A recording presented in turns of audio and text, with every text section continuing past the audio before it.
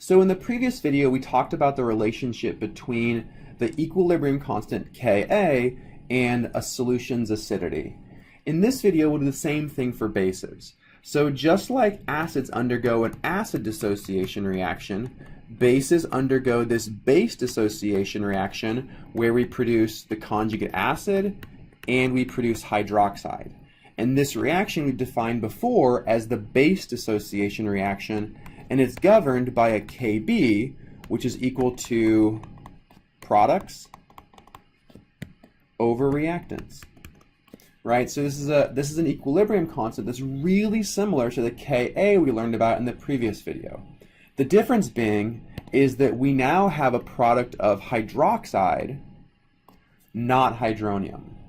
Okay? And if you recall, the concentration of hydroxide is related to the pH.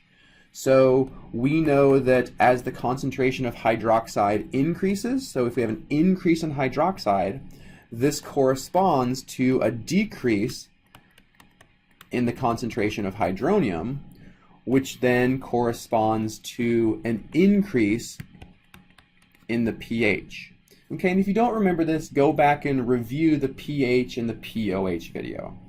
The important punchline here is that as the concentration of hydroxide is increasing, the pH is increasing, making the solution less acidic.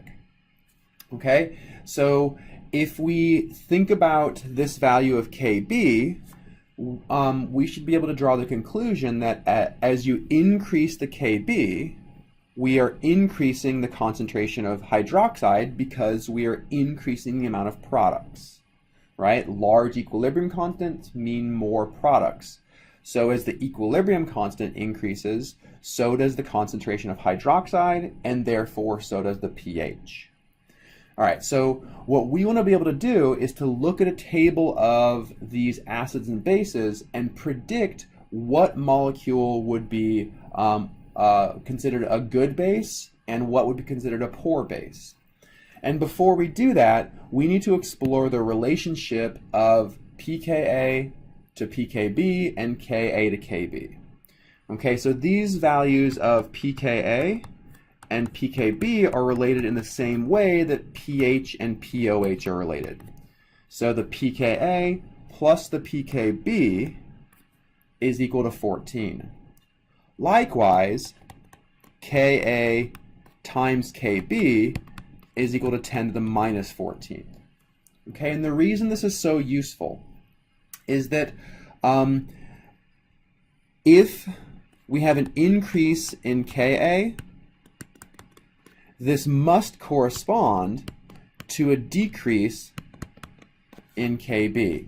So as the Ka increases, the Kb decreases. So molecules that have a very large Ka, the conjugate base has a really small Kb.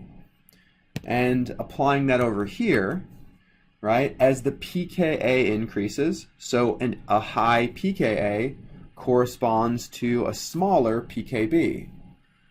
A small pKa corresponds to a large pKb. Okay, so let's go ahead and flip over to our table of acids. Okay, so we saw this table in the previous video, and you'll remember it has a column here for the conjugate base.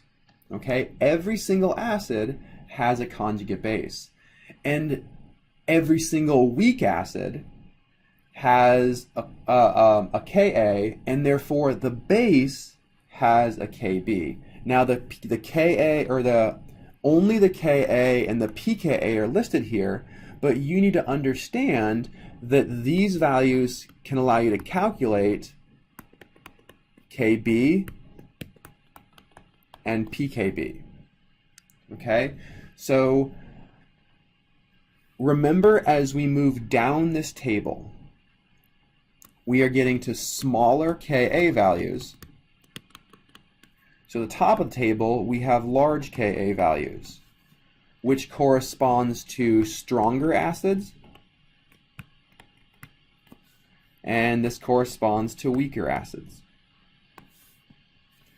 Okay, if we think about the relationship between Ka and Kb, on the earlier on we said that as Ka increases, Kb decreases. So a really large Ka must mean that we have a small Kb. And a really small Ka must mean we have a large Kb. Okay? So at the top of this table, the bases that we see, right? Sulfate, fluoride, nitrite. These are the bases at the top of the table, and since they have large Kas, they have small Kbs, so we would consider these to be really weak bases. But at the bottom of the table is molecules with really small Kas, so the bases have large Kbs. So down here, we would have stronger bases. Okay, so just like we can use this table to predict how acidic a solution would be when you compare the acids, we can do the same thing for the bases. Right? So if we consider the ammonium ion, which we see here, and compare that to acetate, which we see here, since acetate is higher on the table, we would expect ammonium to be the stronger base.